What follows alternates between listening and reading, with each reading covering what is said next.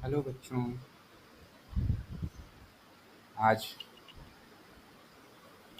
हम आप लोगों के लिए एक आपके 9th क्लास से एक विशेष टॉपिक जो है, जो अक्सर लोगों को समझ में नहीं आता, काफ़ी परेशान होते रहते इस विषय को लेकर के। आपका वो टॉपिक है introduction to Euclid's geometry. Introduction to Euclid's geometry के अंदर अक्सर बच्चे कंफ्यूज रहते हैं, तो आज इसी पर हम लोग चर्चा करेंगे। बच्चों, जैसा कि जानते हो, ज्योमेट्री जो शब्द है वो दो शब्दों का मेल है। जियो मीन्स अर्थ होता और मेट्रॉन मीन्स मेजरमेंट होता। तो अर्थ का मेजरमेंट ये बेसिकली इसी चीज़ के लिए इसको खोज ही हुआ था कि कैसे करके किसी अर्थ को यानी ज़मीन के प्लॉट को मेज़र किया जा सके। तो ज़मीन का प्लॉट किसी भी शेप में हो सकता है। अक्सर हम लोग देखते हैं ये कैसा-कैसा हो सकता है, तो ये सर्कुलर भी हो सकता है। और अगर देखें तो सर्कुलर तो हो ही सकता है ना? और कैसा हो सकता है? ये आपको पेंटागोनल स्ट्रक्चर में भी हो सकता है, ये ट्रायंगुलर भी हो सकता है। बात ये है कि ये किसी भी शेप में हमारे पास हो सकता है और इसमें ज्योमेट्री मदद हमको पहुंचाती है। हम किसी भी प्लॉट का आसानी से एरिया फाइंड आउट कर सकते हैं। तो इसमें यूक्लिड ज्योमेट्री क्या चीज़ है, ये जानना होगा। यूक्लिड फादर ऑफ ज्योमेट्री के नाम से जाने जाते हैं, क्योंकि इन्होंने ही ज्योमेट्री का कहते हैं सबसे पहले इजाद किया था, खोज किया था। लोगों को एंगल्स और रे, आपको लाइन, प्लेन, इन सब बातों को इन्होंने काफ़ी अच्छे ढंग से समझाया था और मेज़रमेंट करना सिखाया था। तो ये फादर ऑफ ज्योमेट्री के नाम से भी जाने जाते हैं। ऐसे तो बहुत सारे लोग ज्योमेट्री के अंदर काम किए हैं।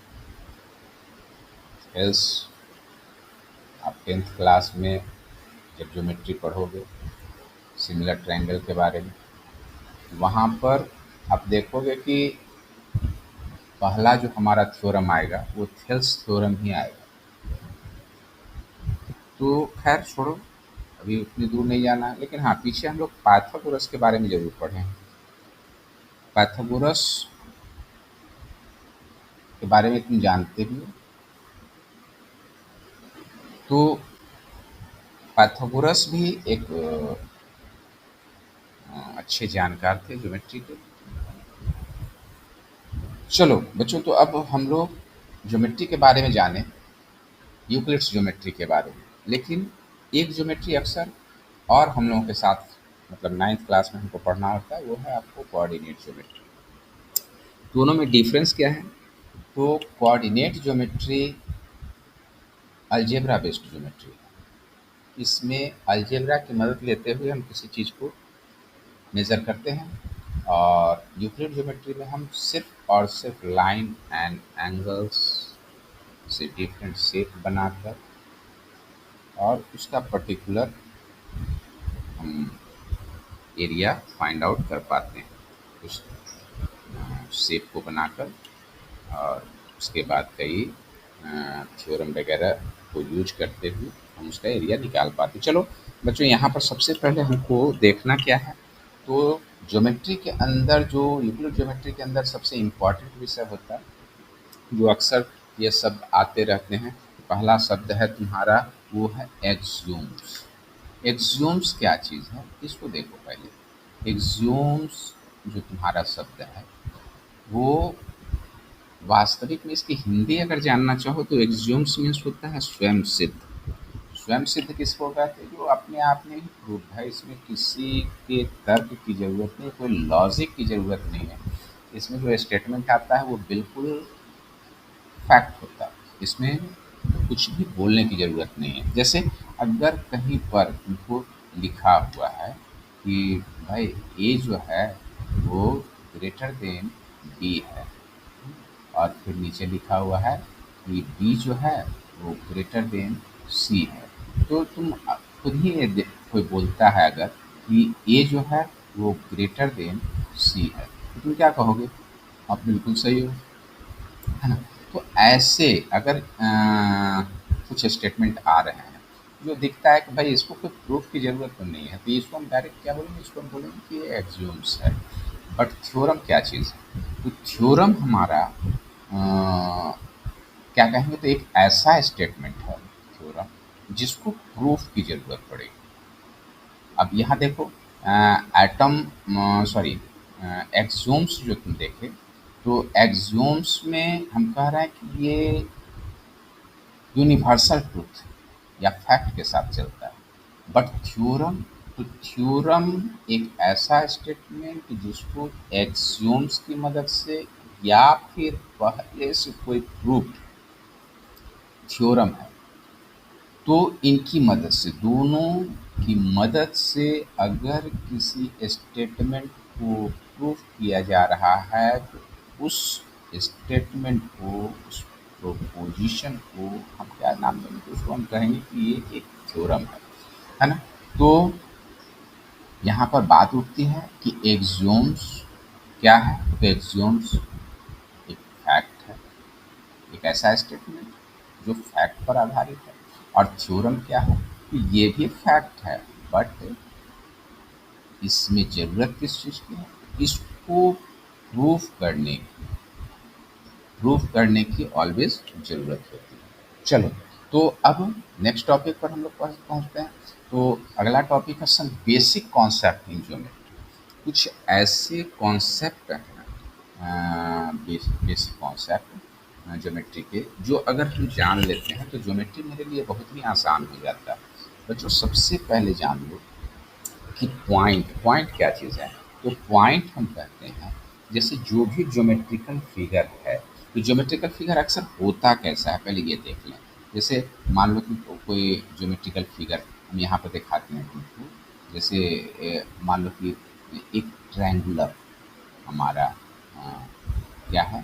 तो ये ट्रायंगुलर तुम्हारा प्लेन है ना? अब इस ट्रायंगुलर प्लेन में अगर गौर करके हम देखें, ये है क्या? तो ये देखो, ये पूरा जो हम अपना ये पेपर देख रहे हैं, इस पेपर के अंदर अगर हम देखें तो एक छोटा सा पार्ट को हमने क्या कर लिया? बाउंड कर लिया, है ना? कैसा पार्ट है ये? Triangular part.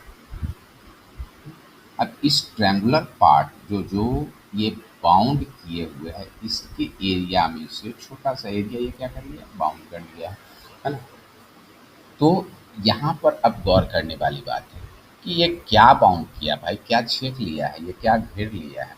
तो हम कहेंगे कि हमारा पूरा जो पेपर है वो बना हुआ किस चीज़ का है? तो ये छोटे-छोटे पॉइंट्स से बना हुआ है। ये बना हुआ किस चीज़ का है? तो ये देखो, ये छोटे-छोटे पॉइंट से बना हुआ है। हम ये इमेजिन करते हैं, है ना? और ये पॉइंट्स क्या है? तो ये पॉइंट्स एक-दूसरे से क्लोज़ ये रखे हुए हैं। पॉइंट्स कहते किसको? तो ये पॉइंट एक फाइन डॉट होता है। डॉट समझ रहे हो? डॉट जो है, मान लो कि अगर तुम अपने शार्प पेंसिल से किसी वाइट पेपर पर यूं ही एक डॉट बनाते हो, तो डॉट बनाते हो तो इसका मतलब क्या हुआ? डॉट को ही हम क्या बोलेंगे? पॉइंट बोलेंगे। तो इसी तरह से उसी डॉट से हम ये समझते हैं कि वो कोई भी प्लेन है अगर, या लाइन है अगर, मान लो कि यहाँ पर एक लाइन खींचा हुआ है, क्या देख रहे हो कि ये एक लाइन, ये लाइन है ना? अब ये लाइन बना हुआ किस चीज़ का? तो तुम इमेजिन कर सकते हो कि ये वास्तविक में बना हुआ किस चीज़ का है? ये बहुत सारे पॉइंट से मिलकर बना हुआ है। लेकिन लाइन में एक खासियत होती है। क्या खासियत होती है? तो ये बोथ साइड क्या होता रहता है? तो आगे तो मूव करता रहता है, मतलब इसकी बोथ डायरेक्शन ये प्रोड्यूस होता रहता है, आगे की ओर बढ़ता रहता है ना? मतलब कहने का है कि इनमें जितने पॉइंट्स हम डालते जाएँ, ये एक पर्टिकुलर डायरेक्शन में मूव करता हुआ हमको दिखेगा। तो कोई भी ज्योमेट्रिकल स्ट्रक्चर को हम किस रूप में देखेंगे? तो ज्योमेट्रिकल स्ट्रक्चर को ऑलवेज़ किस रूप में देखना चाहिए? तो पॉइंट्स के रूप में देखना चाहिए। ये बना हुआ किस रूप में होगा? तो पॉइंट्स के रूप में बना हुआ होगा। अब जैसे देखो, तो एक पॉइंट को कैसे करके नाम देते हैं? तो मान लो कि ये पॉइंट है, तो इसको प्रायः कैपिटल लेटर से हम डिनोट करते हैं, है ना? अब देखो, मान लो एक लाइन खींच दी है। अब इस लाइन के अंदर अगर गौर करके देखो, तो लाइन किस चीज़ का बना हुआ है? पॉइंट्स का बना हुआ है। अब मान लो कि ये मेरा एक पॉइंट है ना? इसका नाम ए है। यहाँ एक पॉइंट है, ये इसका नाम बी है ना? तो ए और बी से तुम डिनोट कर रहे हो दो पॉइंट्स को, जो कहाँ पर है? तो ये प्लेस्ड है तुम्हारे लाइन के ऊपर, है ना? अब इन दोनों पॉइंट्स को, तो इसके बीच वाले पोर्शन को हम क्या कहेंगे? तो ये जो पॉइंट्स इसके बीच में, ये क्या कर रहे हैं? तो यहाँ पर से ए से बी के बीच में जो पॉइंट्स हैं, उसको हम क्या बोलेंगे?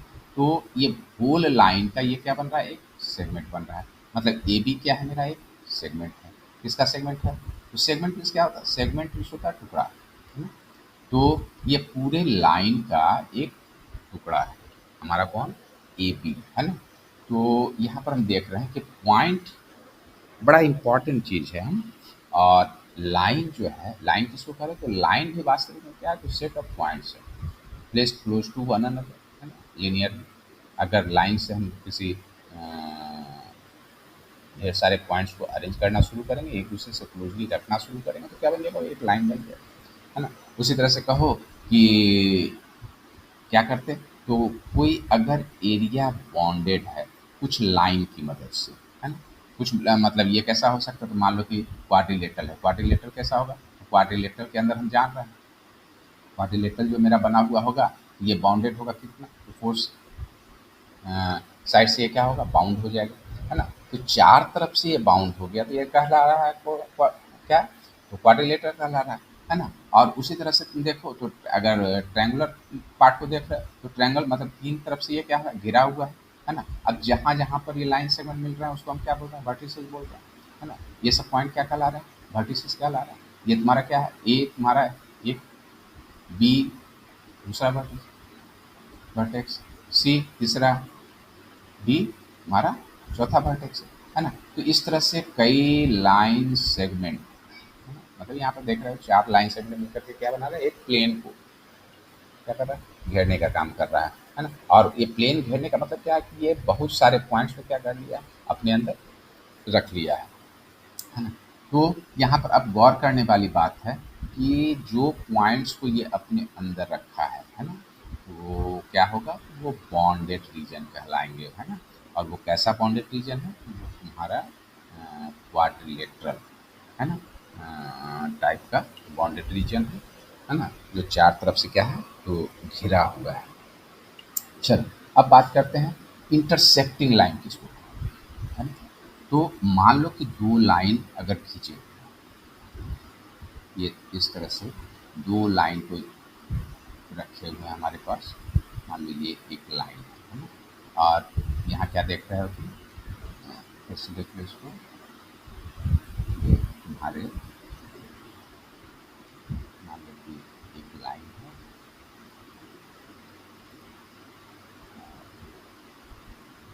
ये दूसरा लाइन ये है, ठीक है? अब इन दोनों लाइन को हम देखते हैं, तो अगर इसको हम आगे प्रोड्यूस करते हैं ना, उसी तरह से प्रोड्यूस करो, तुम देख रहे हो कि ये आगे जाकर के निश्चित रूप से किसी पॉइंट पर ये क्या कर देगा? एक दूसरे को कट रोक ले लेगा, है ना? तो जो पॉइंट पर ये एक दूसरे को कट करेगा, उसको हम क्या करते हैं? इंटरसेक्टिंग पॉइंट, है ना? या पॉइंट ऑफ इंटरसेक्शन कह सकते हैं, है ना? मतलब यहाँ पर हुआ क्या? तो तुम्हारा मान लो कि इस लाइन का नाम ए है, इस लाइन का नाम बी है। तो ये लाइन और ये लाइन जाकर के एक पर्टिकुलर पॉइंट पे क्या कर रहे हैं? एक दूसरे को कट कर रहे हैं। तो कट कर रहे हैं, तो ये पॉइंट ऑफ इंटरसेक्शन कहला। और यहाँ पर हुआ क्या? तो इस लाइन का एक पॉइंट और इस लाइन का एक पॉइंट क्या हो गया? कॉमन हो गया, है ना? यहाँ पर अगर हम सर्च करते हैं जहाँ पर पॉइंट ऑफ इंटरसेक्शन है, हम पाएंगे कि दोनों लाइन के वो पॉइंट क्या है, कॉमन पॉइंट है ना। तो पॉइंट ऑफ इंटरसेक्शन कहते किसको होते हैं, या इंटरसेक्ट। तो सेक्टिंग लाइन हम कहेंगे क्या, किसको, तो ऐसे दो लाइन जिसमें हम क्या पाएंगे, तो एक पॉइंट जो है वो कॉमन मिल रहा है, दोनों लाइन का एक पॉइंट क्या मिल रहा है, कॉमन मिल रहा है। तो उस तो उन दोनों लाइन को हम क्या बोलेंगे, इंटरसेक्टिंग लाइन बोलेंगे।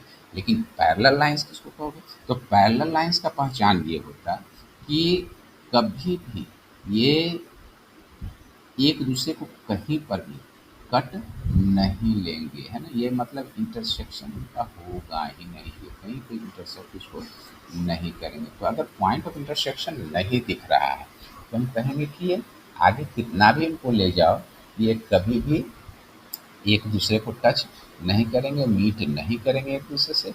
और अगर नहीं मिलेंगे, मतलब अगर इन दोनों के बीच का डिस्टेंस हम हर जगह लेते रहें तो वो इक्वल दिख रहा हो हर समय उसका डिस्टेंस, तो हम कहेंगे कि ये दोनों लाइंस कैसे हैं, तो पैरेलल लाइंस है। तो क्या क्या पैरेलल लाइंस को पहचानने का तरीका मेरा क्या होगा, तो इसमें सबसे इम्पोर्टेंट बात होगी कि दोनों में कहीं भी कोई कॉमन पॉइंट नहीं मिल रहा है, दो लाइंस के बीच में कोई कॉमन पॉइंट नहीं है, यानी पॉइंट ऑफ इंटरसेक्शन नहीं है।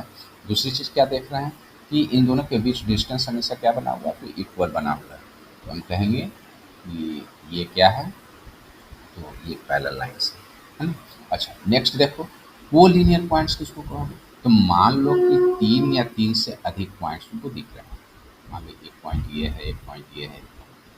अब इन तीनों से एक लाइन को अगर क्रॉस किया जाए, अगर ये तीनों से एक लाइन क्रॉस हो जा रहा है, अरे एक लाइन बन रहा है इनके ऊपर से, है ना, तो हम इनको क्या बोलेंगे, चूंकि एक ही लाइन पर है यानी हम इसको क्या कहेंगे, को लीनियर, वो लीनियर है ना। तो ये तीनों के तीनों पॉइंट्स किस पर हैं, तो एक ही लाइन पर हैं, इसलिए हम इनको क्या कहेंगे, को लीनियर पॉइंट, है ना। लेकिन अगर कोई 3 लाइन इस तरह से दिख रहा है जिसके जो एक लाइन पर नहीं उतर पा रहा है ना, तो इसको हम क्या कहेंगे, नॉन कोलिनियर पॉइंट्स। इन तीनों पॉइंट्स को क्या बोलेंगे, नॉन कोलिनियर पॉइंट्स, है ना।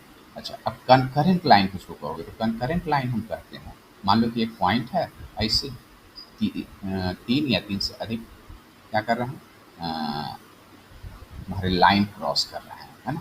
तो इन सारे लाइन्स को हम क्या बोलेंगे, कंकरेंट लाइन्स बोलेंगे, है ना। चलो नेक्स्ट हम लोग देखते हैं कुछ और बेसिक चीज़ें हैं। जैसे देखो लाइन सेगमेंट, तो लाइन सेगमेंट किसको कह रहे हो, मान लो कि एक लाइन है तुम्हारे पास, है ना। अब यहाँ पर देख रहे हो, मान लो इसमें 2 पॉइंट हमको दिख रहे हैं, कौन कौन, ए और बी, और ये मेरा क्या है, तो ये मेरा एक लाइन है।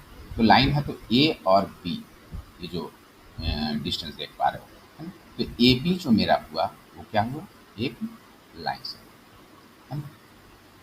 उसी तरह से देखो मान लो थोड़ा और इसको यहाँ पर एक और पॉइंट ले लेते हैं सी, तो ए सी भी मेरा क्या है, एक लाइन से है, और बी सी भी क्या है मेरा, लाइन से है ना। अच्छा तो अगर ये पॉइंट जो है सी जो पॉइंट है वो मिड पॉइंट है ए और बी के बीच का, तो हम क्या कहेंगे कि A C is equal to B C, यानी ए सी और बी सी का सम क्या मिलेगा, तो ए बी मिलेगा, है ना। तो यहाँ पर हम देख रहे हैं कि ये सेगमेंट, जो सेगमेंट मीन्स हम पहले ही बता चुके कि ये क्या होता है, तो ये एक टुकड़ा होता है। अब गौर करके देखो, मान लो कि ए सी जो है ना, उसको उठा करके किस पर रख देते हो, बी सी पर। अब ये दोनों कैसे सेगमेंट है, तो इक्वल सेगमेंट है। ये कैसे सेगमेंट है, इक्वल सेगमेंट है। अगर इक्वल सेगमेंट है तो जब हम एक को उठा करके उसके ऊपर दूसरा को रखते हैं, तो इससे क्या होगा, इससे होगा ये कि ये कभी भी ये न तो थोड़ा सा भी इससे ऊपर नीचे नहीं होंगे, बिल्कुल एक दूसरे को क्या कर लेंगे, तो सुपरपोज कर लेंगे, कवर कर लेंगे, है ना। तो ऐसे दो फिगर को जो एक दूसरे को सुपरपोज कर ले, थोड़ा सा भी आगे पीछे ना हो, तो ऐसे दो फिगर को हम क्या कहते हैं, तो ऐसे दो फिगर को हम कॉन्ग्रुएंट फिगर कहते हैं। तो यहाँ पर हम क्या देख पा रहे हैं कि ए सी जो है वो बी सी को सुपरपोज कर पा रहा है, इसलिए ए सी क्या है, तो A C is congruent to, ऐसे लिखेंगे, तो A C is congruent to B C, है ना।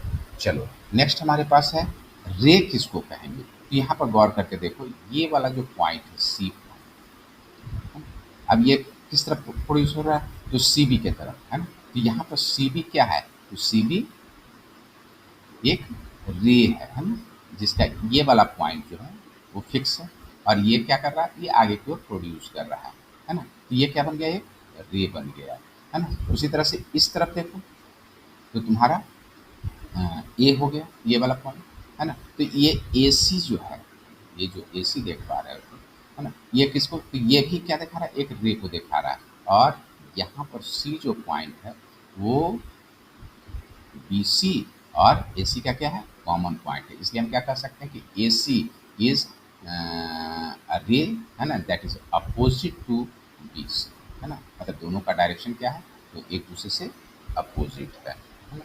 तो इस तरह से हम कह सकते हैं कि रे क्या चीज़ है, तो रे जो है वो क्या है, तो एक इसका पॉइंट जो होता है वो फिक्स होता है, और बाकी क्या होता रहता है, तो एक एक पर्टिकुलर डायरेक्शन में फिक्स पॉइंट से मूव करता रहता है, आगे की ओर ये बढ़ता रहता है, इसलिए इसको एरो साइन से ही हमेशा दिखाया जाता है ना। ये एरो साइन बता रहा है कि एक साइड ये प्रोड्यूस हो रहा है और एक साइड इसका क्या है, बिल्कुल फिक्स। चलो बच्चों, तो ये हो गया हमारा आज का टॉपिक, है ना। ये सारे टॉपिक तुमको उम्मीद है कि बहुत ही ज़्यादा मदद करेंगे, और अब इसमें हम चाह रहे हैं कि एक नया वीडियो तुम लोगों को बना कर देते हैं, जिसमें जितने भी यूक्लिड्स ज्योमेट्री के क्वेश्चंस हैं, है ना, उनका सारे का सारे को इंट्रोड्यूस कर दिया जाए, खास करके आर एस अग्रवाल और तुम्हारे आर डी शर्मा के अंदर जो सवाल हैं वो सारे को एक साथ ही बता दिया जाए, ताकि खूब ढंग से तुम इन चीज़ों को समझ लो, तो तुमको आने वाले एग्ज़ाम में कहीं भी कठिनाई नहीं होगी। तो हम उम्मीद करते हैं कि अगले वीडियो के लिए तुम लोग ज़रूर कुछ कमेंट करके बताओगे कि तुमको आगे का वीडियो चाहिए या नहीं चाहिए। ओके बच्चों, थैंक यू।